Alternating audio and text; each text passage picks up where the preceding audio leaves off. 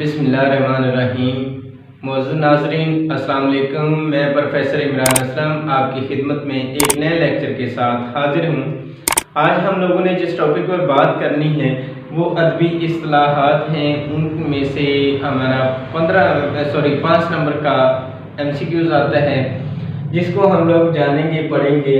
تو سب سے پہلے علم بیان کرنے کا علم، جس میں ایک ہی بات کو مختلف انداز میں بیان کیا جا سکتا ہے، علم بیان کہلاتا ہے۔ یا وہ علم جس کے قواعد و ضوابط جاننے سے ایک ہی بات یا مضمون کو کئی طریقوں سے بیان کیا جائے، علم بیان کہلاتا ہے۔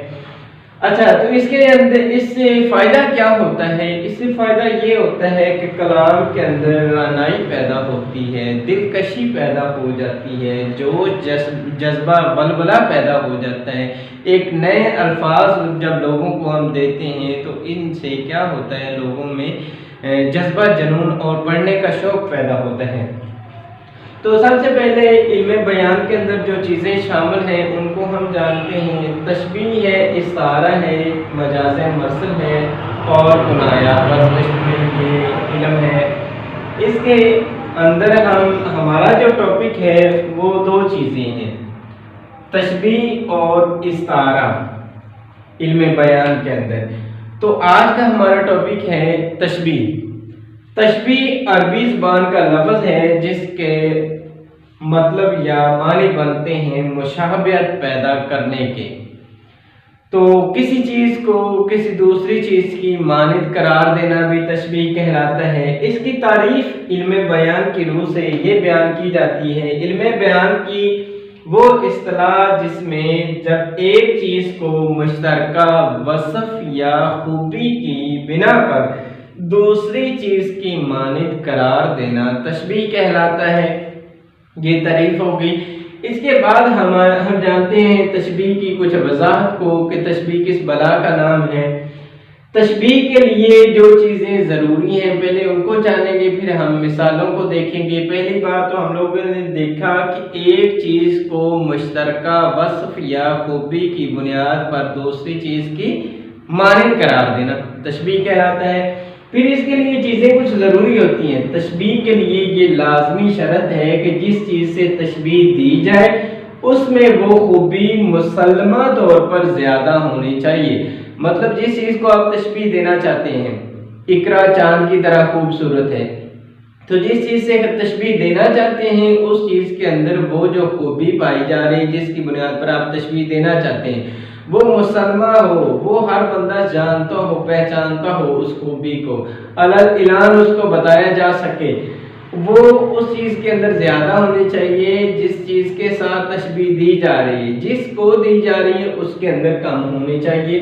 جیسے کہ مثال میں نے لکھی ہے، اس چشمے کا پانی برف کی طرح ٹھنڈا ہے۔ تو چشمے کا پانی برف کی طرح ٹھنڈا ہونا، برف کی ٹھنڈک کو ہر بندہ جانتا پہچانتا ہے، یہ مسلمہ حقیقت ہے۔ یہ چشمے کے پانی کو کس کے ساتھ، برف کے پانی کے ساتھ تشبیہ دی جا رہی ہے، یا نل کے پانی کو کسی چشمے کے ساتھ تشبیہ دی جا رہی ہے، تو اس میں کیا ہے جی، واضح طور پر پتہ چل رہا ہوتا ہے کہ اس کی خوبی کتنی واضح ہے۔ اچھا، اسی طرح پھر دوسری بات ہے جی، میں نے لکھا ہے شازیہ چاند کی طرح خوبصورت ہے۔ تو شازیہ کا چاند کی طرح خوبصورت ہونا تشبیہ کہلاتا ہے۔ دیکھیے، شازیہ ایک عام لڑکی عورت ہے لیکن خوبصورت ہے۔ اس کی خوبصورتی کیسے لوگوں کو بتائی جا رہی ہے کہ وہ چاند جیسی، چاند کی طرح خوبصورت ہے۔ تو چاند کی جو خوبصورتی ہے وہ ہر بندہ پہچانتا اور جانتا ہے۔ اس میں ایک فرق آتا ہے، بعض کا تشبیہ اور تشابہ کا MCQs آ جاتا ہے اور ہم نہیں جان پاتے، تو تشابہ کے حوالے سے بھی ہم جان لیتے ہیں۔ تشبیہ اور تشابہ میں فرق بھی میں نے لکھا ہے۔ وہ کیا چیز ہے جی، لکھا ہے شازیہ چاند کی مانند خوبصورت ہے۔ تو چاند کی خوبصورتی کو ہر بندہ پہچانتا ہے، جانتا ہے۔ اب یہ کہا جائے شازیہ اقرا کی طرح خوبصورت ہے، تو اقرا اور شازیہ دو لڑکیاں ہیں، دونوں ہی خوبصورت ہیں، ایک کو دوسری کے ساتھ تشبیہ دی جائے، لیکن ان دونوں کی خوبصورتی کو ہر بندہ نہیں جانتا، ہر بندہ نہیں پہچانتا، تو یہ تشبیہ نہیں کہلائے گا بلکہ تشابہ کہلائے گا، ٹھیک ہے نا۔ اسی طرح اقرا پھول کی طرح خوبصورت ہے، تو اقرا کا پھول کی طرح خوبصورت ہونا بالکل ہر بندہ جانتا ہے کہ پھول خوبصورت ہے، وہ اس کی خاصیت مسلمہ ہے۔ اگر کہا جائے کہ اقرا شازیہ کی طرح یا سمیرہ کی طرح خوبصورت ہے تو یہ کوئی بندہ نہیں جانتا، یہ تشبیہ نہیں کہلائے گا، تشابہ کہلائے گا۔ اس کی کچھ مثالیں میں نے لکھی ہیں تشبیہ کے حوالے سے، چھوٹا سا ٹاپک ہے، کوئی اتنا لمبا چوڑا نہیں ہے۔ ناز کی اس کے لب کی کیا کہیے ہے، پنکھڑی یہ گلاب کی سی ہے۔ تو دیکھیے گا، ناز کی اس کے لب کی کیا کہیے، پنکھڑی یہ گلاب کی سی، تو اس میں کس چیز کو کس کے ساتھ تشبیہ دی جا رہی ہے جی؟ لبوں کو۔ پہلی بات تو ہے محبوب کے لبوں کو کس کے ساتھ تشبیہ دی جا رہی ہے جی؟ گلاب کی پنکھڑی کے ساتھ۔ کس کے ساتھ؟ پنکھڑی۔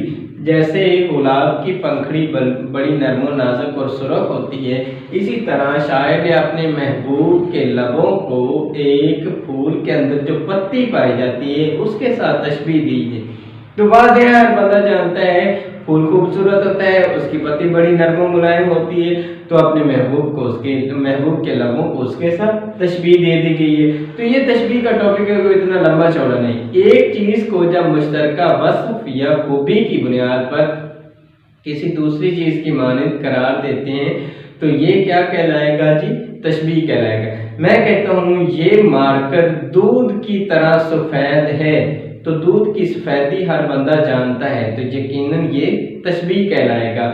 اس کو مارکر کو اس دودھ کے ساتھ تشبیہ دی جا رہی ہے تو یہ تشبیہ کہلائے گا۔ آسان سا ٹاپک ہے، کوئی مشکل نہیں۔ پھر اس کے علاوہ زندگی ہے یا کوئی طوفان، ہم تو اس جینے کے ہاتھوں مر چلے، اپنی زندگی کو کس چیز کے ساتھ تشبیہ دی جا رہی ہے جی؟ طوفان کے ساتھ۔ طوفان جب آتا ہے تو ہر طرف تہس نہس ہو جاتی ہے، ہر طرف تباہی بربادی پھیل جاتی ہے، تو اس نے زندگی کی مشکلات کو تشبیہ دی ہے طوفان کے ساتھ۔ واضح پتہ چل رہا ہے، سمجھ آ رہی ہے، زندگی ہے یا کوئی طوفان، ہم تو اس جینے کے ہاتھوں مر چلے، تشبیہ کا عنصر پایا جا رہا ہے۔ یہ تشبیہ کا ٹاپک ہے، اس کے حوالے سے آپ کو کوئی بھی کوشچن کرنا ہو تو آپ کمنٹ باکس میں پوچھ سکتے ہیں، کوشچن کر سکتے ہیں۔ اسی کے ساتھ آج کا ٹاپک ہمارا مکمل ہوا، دعاؤں میں یاد رکھیے گا۔ اللہ نے کے بعد